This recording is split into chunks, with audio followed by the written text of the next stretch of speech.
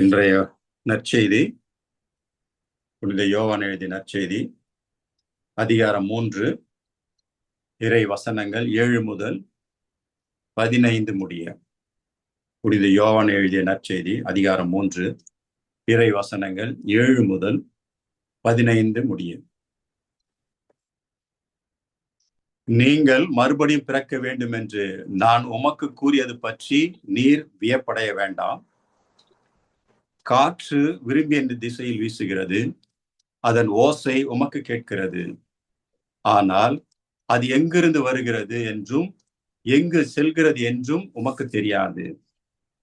தூய ஆவியால் பிறந்த அனைவருக்கும் இது பொருந்தும் என்றார். நிக்கதேம் அவரை பார்த்து, இது எப்படி நிகழ முடியும் என்று கேட்டார். அதற்கு இயேசு கூறியது, நீர் இஸ்ரேல் மக்களிடையே போதகராய் இருந்தும் உமக்கு இது தெரியவில்லையே. எங்களுக்கு தெரிந்ததை பற்றியே பேசுகிறோம், நாங்கள் கண்டதை பற்றியே சான்று பகர்கிறோம். எனினும் எங்கள் சான்றை நீங்கள் ஏற்றுக்கொள்வதில்லை என உறுதியாக உமக்கு சொல்லுகிறேன். மண்ணுலகு சார்ந்தை பற்றி நான் உங்களுக்கு சொன்னதை நீங்கள் நம்பவில்லை என்றால், விண்ணுலகு சார்ந்தை பற்றி சொல்லும் பொழுது எப்படி நம்ப போகிறீர்கள்? விண்ணகத்திலிருந்து இறங்கி வந்துள்ள மானிட மகனை தவிர வேறு எவரும் விண்ணகத்திற்கு ஏறி சென்றதில்லை. பாலை நிலத்தில் மோசேயால் பாம்பு உயர்த்தப்பட்டது போல மானிட மகனும் உயர்த்தப்பட வேண்டும். அப்போது அவரிடம் நம்பிக்கை கொள்ளும் அனைவரும் நிலை வாழ்வு பெறுவர். இது கிறிஸ்துவின் நற்செய்தி. கிறிஸ்துவே மகத்துவர். அப்போ நேற்றைய வாசகத்தின் தொடர்ச்சி இது. மறுபடி பிறத்தலை குறித்து ஆண்டவர் பேசியிருந்தாங்க. தூய ஆவினாலும் நீரினாலும் மறுபடி பிறந்தால் அன்றி நீங்கள் இறையாட்சிக்கு உட்பட மாட்டீர். அப்போ காற்று விரும்பிய திசையில் வீசுகிறது, அதன் ஓசை உமக்கு கேட்கிறது, ஆனால் அது எங்கிருந்து வருகிறது என்றும் எங்கு செல்கிறது என்றும் உமக்கு தெரியாது. தூய ஆவியால் பிறந்த அனைவருக்கும் இது பொருந்தும். இப்போ ஒரு சோஃபியா சிஸ்டர் மியூட் பண்ணிக்கிறீங்களா சிஸ்டர்? பிரதர் மெசேஜ் கொடுக்குறாங்க. Okay, thank you. Thank you.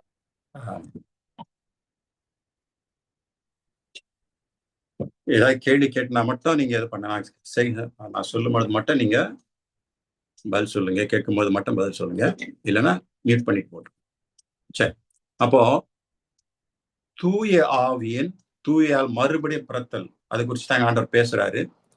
அப்போ தூயாவில் பிறப்பவர் காற்று எப்படி ஒரு இடத்துல இருந்து வீசி மறு இடத்துக்கு ஓசையை மட்டும் தான் கேட்கிறோம். ஆனா நம்ம காற்று நம்ம பார்க்க முடியாது இல்லையா?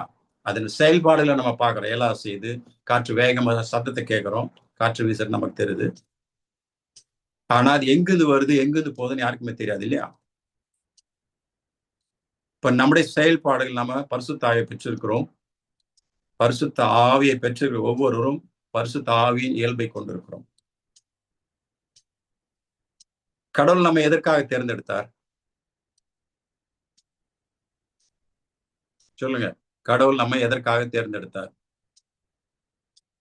தேவை என்ன? நம்மை அறிந்து நேசிக்கும், அதனால் மோட்சம் அடையும் நம்மை உண்டாக்கினார். மோட்சம் அடைத்துக்கு. ஓகே, அடுத்தது அவருடைய பணியை தொடர, மகிமைப்படுத்துவதற்காக. ஆண்டவரை மகிமைப்படுத்துறது, அவர் பணியை தொடர. யாருடைய பணியை?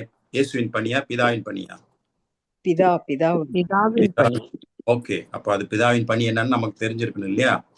அவரோட திட்டம் எனக்குள்ள என்னன்னு நம்ம தெரிஞ்சிருக்கணும். அடுத்தது இயேசுவின் கட்டளைகளில் நடக்கவும், இயேசுவின் கட்டளை அவரை பின்பற்றவும். சூப்பர். அப்புறம் தேர்ந்தெடுத்தாரா இல்ல படைத்தார்? தேர்ந்தெடுத்தார் கேக்குறீங்களா? கடவுள் ஏன் நம்மை படைத்தாரு வேற, படைத்தாரு வேற. படைத்து தான் கீழே விழுந்துட்டு தேர்ந்தெடுக்கிறார் இல்லையா? முன்குறிக்கிறார் இல்லைங்களா? முன்குறிக்கிறார். சரிங்களா? அதான் கேக்குறேன். நான் சொல்ல வாங்க பிரதர். நான் சொல்லுங்க சிஸ்டர்.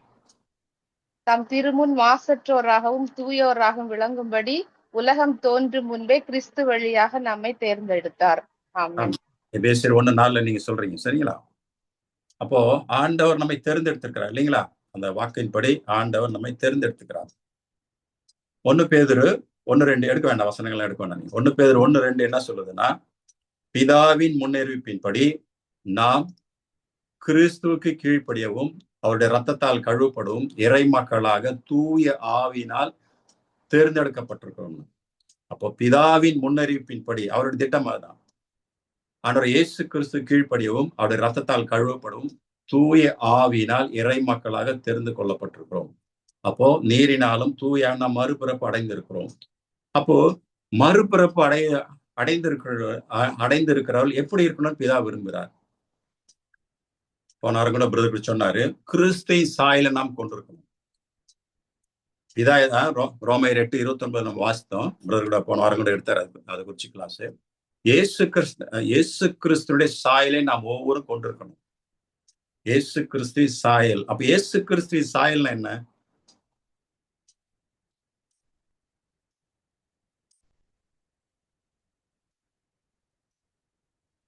இயேசு கிறிஸ்துவின் அப்படித்தான் இருக்குல்ல. ரோமர் 8:29 மட்டும் யாருன்னா எடுத்து வாசிக்கலாம் குயிக்கா.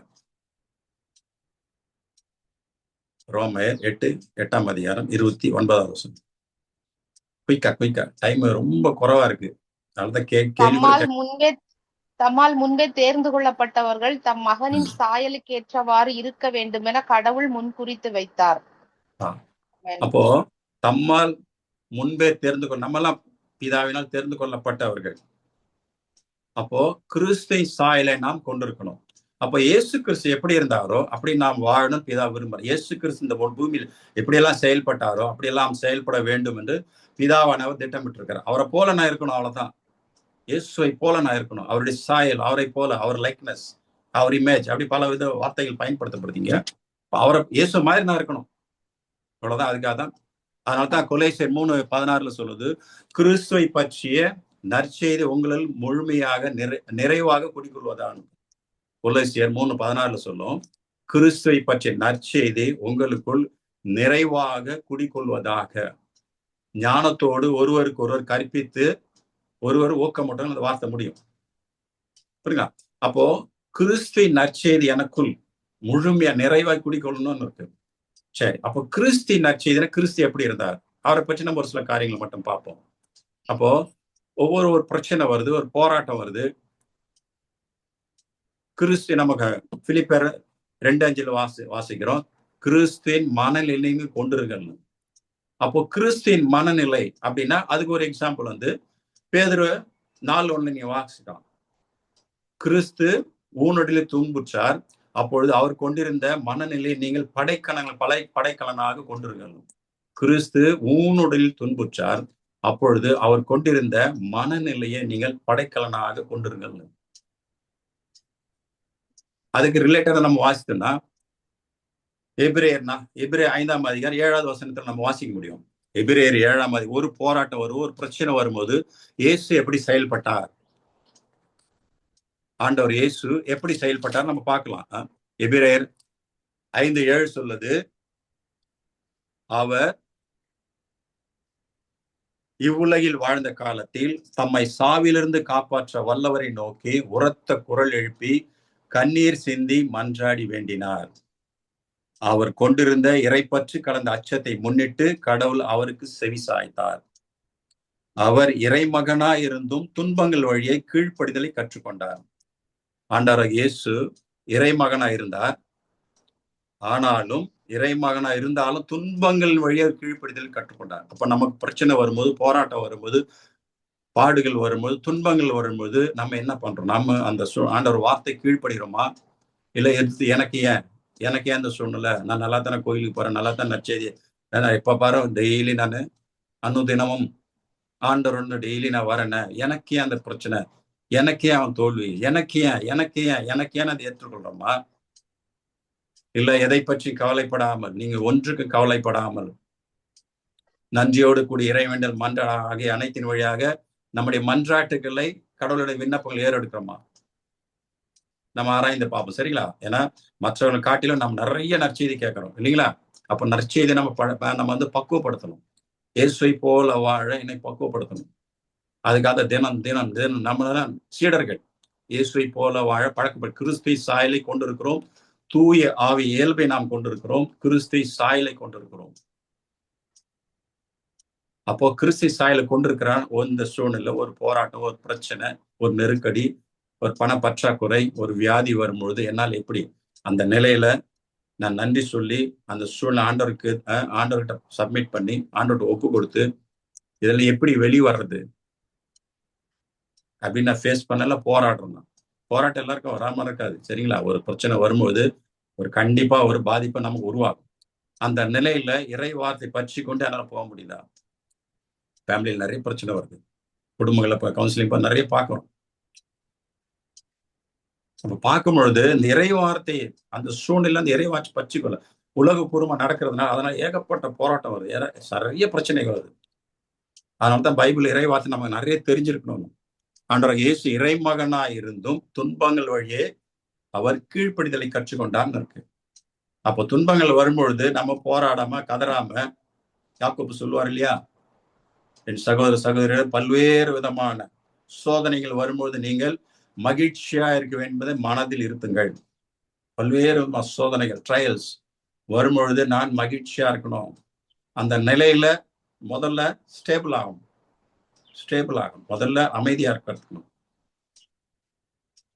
கிறிஸ்து அருள்கின்ற அமைதி உங்கள் உள்ளங்களை நெறிப்படுத்துவதாக கொலோசியர் 3:15 சொல்லும். கிறிஸ்து அருள்கின்ற அமைதி உங்கள் உள்ளங்களை நெறிப்படுத்துவதாக, பிறரை குற்றப்படுத்தாம, நம்ம மேலே நம்ம குற்றப்படுத்திக்காம, நம்மளே நாம சபிச்சிக்காம, நம்மளே நம்ம ஏற்றுக்கொள்ளாம, அந்த சூழ்நிலை ஆண்டவர் மேல பார வச்சு, ஆண்டவர் இந்த சூழ்நிலை இருந்தா அதை எப்படி மேற்கொண்டிருப்பார்? அவர் ஒவ்வொரு சூழ்நிலை எப்படி கடந்து வந்தார், எப்படி மேற்கொண்டாரு, சீடர்கிட்ட எப்படி நடந்துகிட்டாரு, எந்த காரியங்களுக்காக சீடர் கடிந்து கொண்ட எந்த காரியங்களுக்காக சீடர்களை வளர்த்தாரு, எப்படி வளர்த்தாரு. அப்போ அவரை போல ஆண்டவர் சீடர்களை போல நானும் எப்படி பக்குவப்படுறது, நிறைய வார்த்தைகள் நம்ம கேட்கிறோம். அப்போ உலகின் ஒளியாக உலகின் உப்பா கிறிஸ்து சாட்சியா நான் வாழணும். கிறிஸ்து சாயல நான் கிறிஸ்துவை போல நான் இயேசுவை போல என்னால் பேச முடியுதா? புனிதர்கள் போல ஆதி அப்போஸ்தலர் என்னால் பேச முடியாது. அந்த நெருக்கடியில் கூட ஏன்னா எப்ப பெந்தகோஸ்து நாள்ல ஆவியான பெற்றாங்களோ அது பிறகு அவங்க பின்வாங்கி போகவே இல்லை. ஒருத்தர் கூட பின்வாங்கி போகல. எல்லாரும் இன்னைக்கு புனிதர சாட்சியா வாழ்ந்துட்டு இருக்காங்க இல்லைங்களா? அந்த மாதிரி நான் அனுதினமும் ஆண்டோடு கலந்துக்கிறேன். நான் என்னால் இருக்க முடியுதா? அது பார்க்கணும். அப்ப இயேசு கொண்ட அந்த மனநிலை, இயேசு தன்னை முற்றிலுமா தாழ்த்தினார்னு இருக்கு. நான் அந்த நேற்று நம்ம டெஸ்ட் கூட வச்சா இருக்கிறது இல்லையா, தாழ்ச்சி நமக்கு எந்த அளவுக்கு இருக்கு அப்படின்னு இல்லைங்களா? ஒரு 24 கேள்வி கொடுத்து நமக்கு டெஸ்ட் வச்சா, எஸ் ஆர் நோ, எஸ் ஆமா இல்ல, ஆமா இல்லைன்னு. அப்போ ஒரு சூழ்நிலை நான் எப்படி நடந்துக்கிறேன், செய்யாத தவிர மற்றவங்க நம்ம சொல்லும் பொழுது, ஒரு அதிகாரி சொல்லும் பொழுது, நமக்கு ஈக்குவலா இருக்கிறவங்க சொல்லும் பொழுது, நமக்கு கீழ் மட்டத்துல இருக்கும் சொல்லும் பொழுது, நமக்குள்ள சொல்லும் போது, பெற்றோர் சொல்லும் போது, அதை நான் எப்படி ஏற்றுக்கொள்றேன்? அப்போ எனக்கு கோபம் வருதா? இல்ல நான் எல்லாம் ஏற்றுக்கொள்ள முடியாது. ஆமா, ஓகே, செஞ்ச தவறு சொல்லும் பொழுது நான் இப்படி ஏற்றுக்கொள்றேன்னா, எனக்கு மேல இருக்கிறவங்க, எனக்கு கீழே இருக்கிறவங்க, என்னுடைய சம அந்தஸ்துல இருக்கிறவங்க, என்னுடைய பெற்றோர்கள் சொல்லும் பொழுது நான் செஞ்ச தவற தனிமையில இருக்கும் சொல்லும்போது எப்படி ஏற்றுக்கோ, கூட்டத்தோடு இருக்கும்போது நான் ஏற்றுக்கொள்றேன்னா, அப்போ அந்த நிலை என்னுடைய மனநிலை நம்மளை செக் பண்றதுக்காக நேற்று ஒரு சின்ன ஒரு டெஸ்ட். அப்போ செய்த குற்றத்தை சொல்லும் பொழுது நான் எப்படி ஏற்றுக்கொள்றேன், செய்யாத குற்றத்தை என் மேல வீண் பழி சுமத்தும் பொழுது அதனால என்னால அந்த நேரத்தில் எனக்கு என்ன மனங்கள் இருக்கு, அது இயேசுவோட அவர் ஒப்பிட்டு நேற்று பிரதர் சொன்னார், ரொம்ப அருமையா சொன்னார். அப்ப இயேசு ஆண்டருக்கு எல்லாமே நடந்தது, அதைத்தான் நம்ம வாசித்தோம். இயேசு கிறிஸ்து மனநிலை உங்களிலும் இருக்கட்டும். கிறிஸ்து சாயலை கடவுளால் தெரிந்து கொள்ள ஒவ்வொரு மக்களும், ஒவ்வொரு பிள்ளைகளும் கிறிஸ்து சாயலை கொண்டிருக்க பிதா விரும்பினார், பிதா விரும்புகிறார். யாரெல்லாம் தேர்ந்து கொண்டாரோ அவரெல்லாம் அழைத்திருக்கிறார். யாரெல்லாம் மகனை சாயலை பெற்று அவர்கள் அவர் மாட்சியில் பங்கு பெற செய்கிறார். ரோமர் 8:30 வாசிக்கலாம். அந்த மாட்சி நாம் பங்கு பெற்றிருக்கிறோம். அதனாலதான் வியாதிகளை குணமாக்க முடியுது. அந்த வல்லமை இயேசுவின் பேரால் சொல்லி வியாதிகள் போகுது, பேய்கள் நீங்குது, நம்ம உள்ளத்துல சமாதானமா மகிழ்ச்சியா வாழ முடியுது, ஒருத்தர் அன்பு செய்ய முடியுது. அதெல்லாம் கிறிஸ்துவின் சாயலை நாம் கொண்டிருக்கிறோம். கடலில் மாட்சிமை நாம் பங்கு கொள்றோம்னு அர்த்தம். இது எனக்குள்ள இருக்கா, இல்ல அதை விட்டுட்டு நான் போராடிட்டு இருக்கேனா? அப்ப இயேசுக்கு எல்லாமே நடந்தது, இயேசுவோட வாழ்க்கையில் எல்லாம் நடந்தது. அதனாலதான் நம்பிக்கை தொடங்கினவரும் அதை நிறைவு பெற இயேசுவின் மேல் கண்களை பதிய வைப்போம். எப்பவுமே இயேசுதான் என் கண்மழை வச்சிருக்கணும். நான் வேற யாரையும் அவர் இயேசுதான். நம்ம பார்த்து தான் சொல்றேன், என்னை பின்பற்றிவான்னு. அப்போ பிதாவின் முன்னறிவிப்பின்படி கிறிஸ்துவுக்கு கீழ்ப்படியவும் ஆண்டவர் இயேசு கிறிஸ்து ரத்தத்தால் கழுவப்படவும் தூய ஆவியானவரால் இறை மக்களாக நாம் அழைக்கப்பட்டிருக்கிறோம். அப்போ தூய ஆவினர் நம்ம அழைத்திருக்கிறார். அவருடைய சாயலை நாம் கொண்டிருக்கிறோம். ஊன் இயல்பின் சாயலா இல்லாம ஆவிக்குரிய இயல்பை நாம் கொண்டிருக்கிறோம். ஆவிக்குரிய மனநிலை எனக்கிட்ட இருக்கா? இப்ப கலாத்தியர் 6:1 சொல்ற மாதிரி, உங்களுக்கு எதிராக யாருன்னா குற்றம் செஞ்சுட்டா தூயாய் பெற்று நீங்கள் கனிந்த உள்ளத்தோடு அவரை திருத்துங்கள் அப்படின்னு நமக்கு ஆலோசனை கொடுக்கப்படுது. அப்போ நமக்கு எதிராக அதுதான் பிரதிநிதி சொன்னதெல்லாம் நம்ம வாசித்தோம். சரிங்களா? அப்போ உங்களுக்கு எதிராக யாராவது ஒரு குற்றம் செய்யும் பொழுது, மற்ற தவறு பண்ணிட்டாங்க, குடும்பத்திலேயோ வெளியிலயோ பழகிற இடத்துல எங்க வேணாலும் இருக்கலாம், தூயாய் பெற்றிருக்கிற நாம் கனிந்த உள்ளத்தோட திருத்த முடியுதா? அப்படி திருத்தலாம் அதே சோதனை நானும் உள்ளாகுவேன்னு சொல்லிட்டு அந்த எச்சரிக்கை நம்ம கொடுக்கப்படுது இந்த இடத்துல. அப்போ தூயாய் பெற்றிருக்கிற நாம், தூய இயல்பை கொண்டிருக்கிற நாம், அந்த இயல்புல அந்த மனநிலை செயல்படுற நம்மளே நம்ம ஆராய்ந்து பார்ப்போம். அனுதினமும் ஆண்டரோடு இருக்கிறோம். 3 மணிக்குன்னா எல்லாம் வந்துடுறீங்க. என் பொருட்டும் நற்செய்தின் எதெல்லாம் இழப்பீர்களோ 100 மடங்கு பெற்று ஆண்டவர் இயேசு சொல்லியிருக்கிறார் இல்லையா? அப்ப நீங்க ஒரு 1.5 மணி நேரம் டெய்லி தரீங்கன்னா எத்தனை மணி நேரம் உங்களுக்கு கிடைக்கும்? 150 மணி நேரம் உங்களுக்கு உங்க வாழ்க்கையில ஆண்டவர் ஆட் பண்ணிட்டே இருப்பார் இல்லையா? எதுவுமே வீண் போகாது. சரிங்களா? அப்போ ஒவ்வொருத்தரும் இயேசுவை சாயலை கொண்டு இயேசுவை போல வாழணும், இயேசுவை போல செயல்படணும். இதைத்தான் பிதா விரும்புகிறார். அதனால்தான் ஆவியான நமக்கு ஆவியினால் புதுப்பிறப்படைந்து நீரினால் புதுப்பிறப்படைந்திருக்கும். கிறிஸ்துவை சாயலை நாம் கொண்டிருக்கோம். கிறிஸ்து ரத்தத்தால் கழுவப்படுறோம். அனுதினமும் ஆண்டோடு இணைந்து அவருடைய வார்த்தையால் உணவூட்டப்படுகிறோம். அப்ப இதெல்லாம் அனுதினம் பெற்றுக்கொள்றேன்னா உலகின் ஒளியாக, உலகின் உப்பாக கிறிஸ்துவின் சாட்சிகளாய் வாழ்றோமா என்று ஆழ்ந்து நாம் தியானிப்போம், சிந்திப்போம். ஆண்டவர் உங்களை ஆசீர்வதிப்பாராக. தந்தை, மகன், தூய ஆவியாரின் பேராலே ஆமென். Thank you, brother. Praise the Lord, sisters. Brother கொடுத்த செய்தியில டவுட் இருக்கிறவங்க கேட்டீங்கன்னா பிரதர் அழகா கிளியர் பண்ணி தருவாங்க.